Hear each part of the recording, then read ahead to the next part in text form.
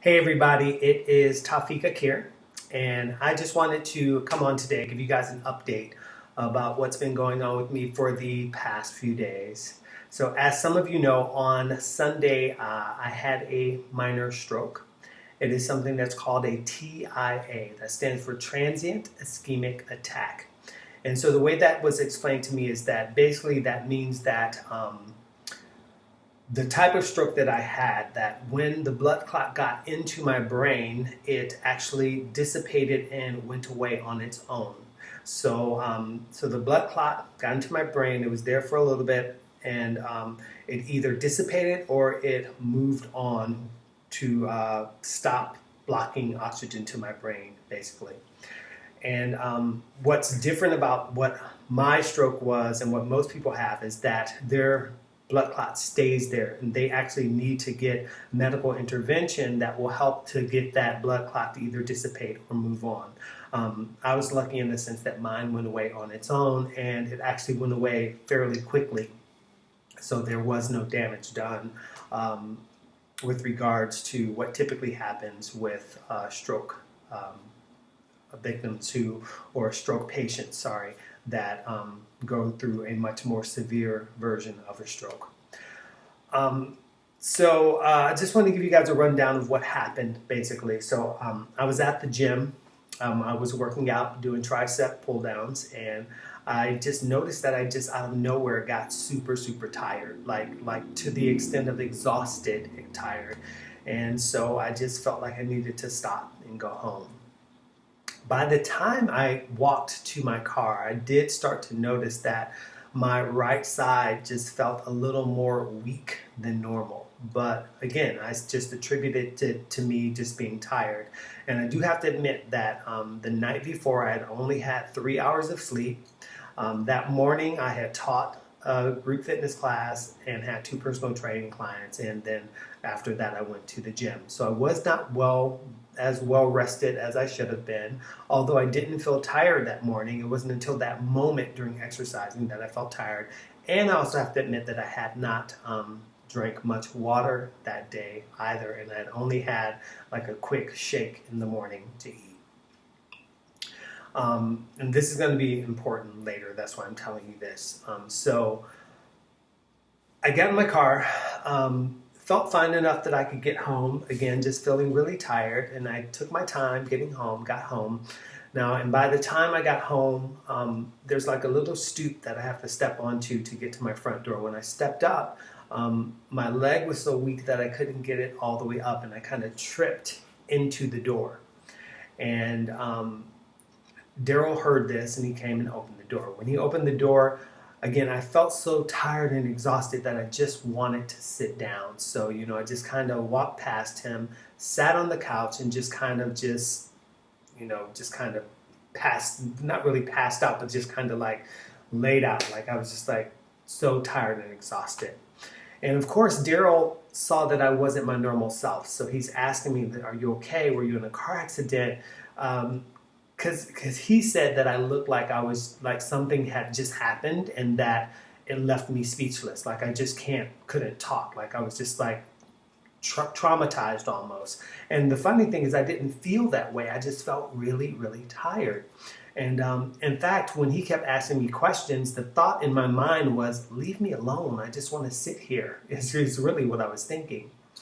But then after I started to feel a little more I guess like too tired to do anything, I sat up a little bit, and I was going to say something to him and nothing would come out. I literally could not speak. And it scared me. And that scared me to the point that I started to cry. Like I literally started bawling because it was freaky. I don't know if any of you have ever experienced that, where you have no control over your ability to speak. It's really a freaky feeling. And then Daryl, I could see in his eyes, then that scared him, and he kind of freaked out. And he's like, "What's wrong?" He's like asking me, and he's like, he looked at me, and I tried to speak again, and that's when he noticed that one side of my face was actually drooping a little bit. And then he said to me, "Can you speak?" And I shook my head no, and then that's when he went into action, called 911, and got things going to get me to the hospital. And let me just say, I was lucky on that note in the fact that Daryl was there, because if Daryl had not been there, I would have just laid on the couch, and I wouldn't have had to speak to anyone. So I would have never even known that I couldn't speak. And so if you know anything about a stroke, if you're having a stroke, what basically happens is that a blood clot is in your head and it is preventing oxygen to your brain. And the longer you wait, the more damage is happening to your brain. And so for me, I would have just laid there. And this is why it's so important that you know the signs of what a stroke is so that you can get help immediately. Because the longer you wait, the more damage can be done. So below, again, I know I left this on Sunday, but I'm going to leave the link again below for you guys to click on so you can learn the signs of a stroke. They're super simple signs.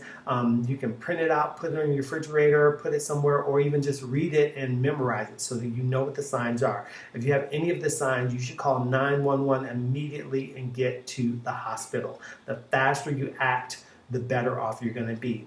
They can give you medication to get that clot moving along so it's gone, or to prevent any further damage.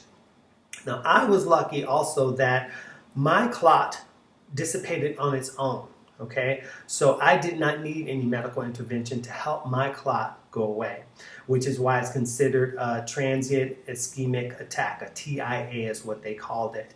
And so it's considered more of a minor form of a stroke, but still considered a stroke. So of course the doctors wanted to figure out what was the reason I was having a stroke, because I don't have any of the precursors for it. I don't have diabetes. I don't have high blood pressure, high cholesterol. I'm not a smoker.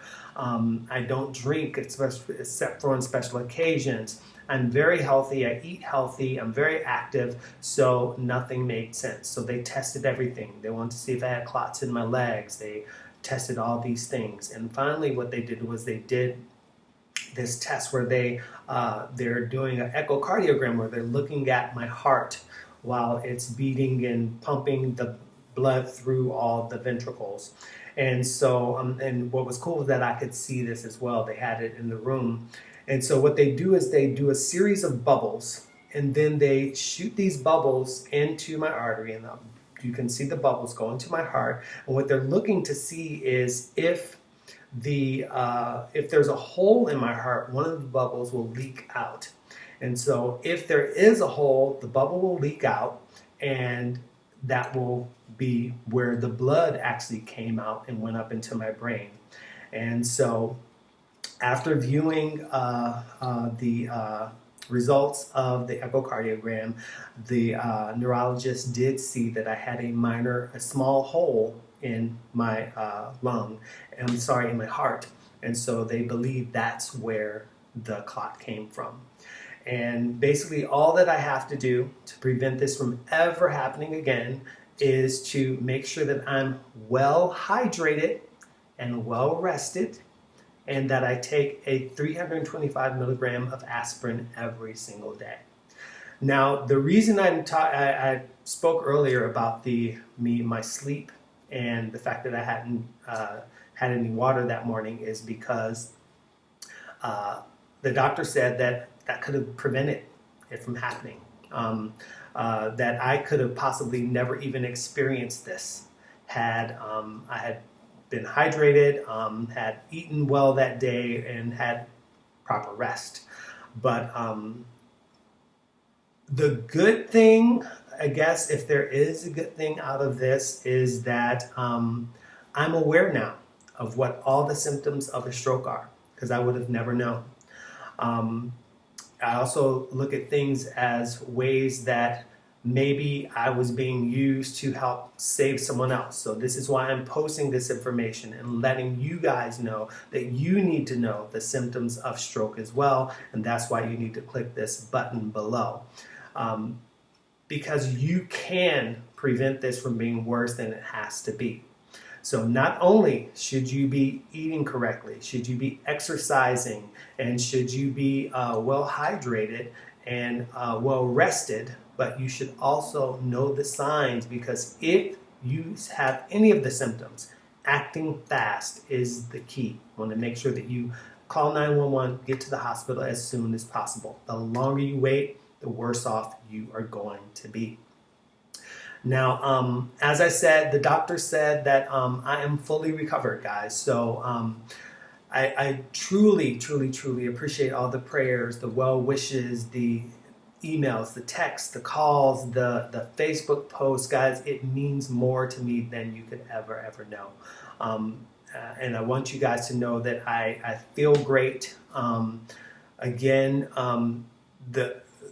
I look at everything, try to find the good out of everything. So I see this as a few things. I got rest that I probably needed more than I realized, because the entire time I was in the hospital for the past 2 days, I slept. And so obviously I needed that. And I'm going to make a better effort of getting more rest for myself, because I tell you guys to do it, so I definitely need to do it for myself. And also, the doctor said that I'm fine to go back to working and doing things that I've always done, as long as I'm taking my aspirin, I'm well rested, and I am well hydrated. And so therefore, all my boot campers, I will see you all in the morning. And so again, I'm going to reiterate, make sure that you click the link, learn those signs, eat well, make sure that you exercise regularly, and stay hydrated and get rest, guys. Your body is your #1 asset. You need to take care of it. And I'm going to continue to post fitness, nutrition, and wellness things that I believe can help you to achieve that. And all you have to do is take the information and use it. All right. Please, guys, be well. Again, much love to all of you, and I appreciate all the messages, the well wishes, everything, guys. Again, it means a lot. All right. Thank you, guys.